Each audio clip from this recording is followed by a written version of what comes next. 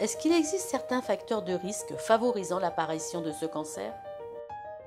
Divers facteurs peuvent aussi augmenter ou diminuer le risque de mutation et, par conséquent, de cancer.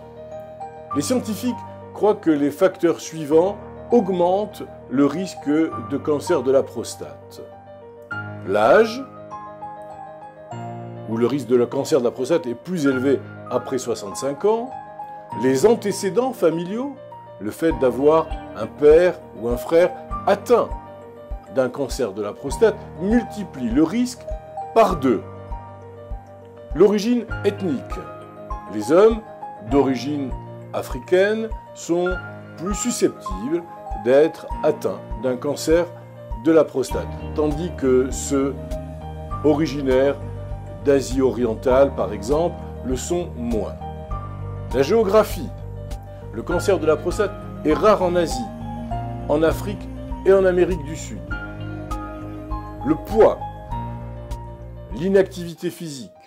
Les hommes ayant une surcharge pondérale et qui sont inactifs sont touchés par des taux plus élevés de cancer de la prostate. L'alimentation. Les régimes alimentaires riches en graisses et pauvres en légumes, en fruits et en fibres sont associés à un risque accru de cancer de la prostate. Quels sont les symptômes présents? En général, les tumeurs prostatiques cancéreuses sont de petite taille et ne produisent aucun ou peu de symptômes. C'est pourquoi la plupart de ces tumeurs sont découvertes seulement à l'occasion d'analyses de sang ou d'un traitement chirurgical effectué pour une hypertrophie bénigne de la prostate dont les symptômes sont souvent marqués. Je vous renvoie à ce que nous avons fait comme émission sur l'hypertrophie bénigne de la prostate.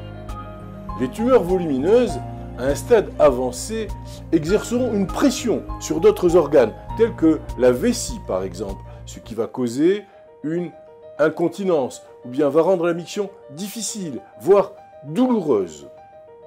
Les problèmes de miction associés au cancer de la prostate sont dus au fait que l'urètre c'est le tube qu'emprunte l'urine en sortant de la vessie.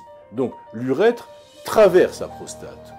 Ces tumeurs nuisent par ailleurs à l'activité des nerfs qui vont déclencher l'érection, ce qui provoque un dysfonctionnement érectile. Nous en avons également parlé dans différentes vidéos que nous avons réalisées.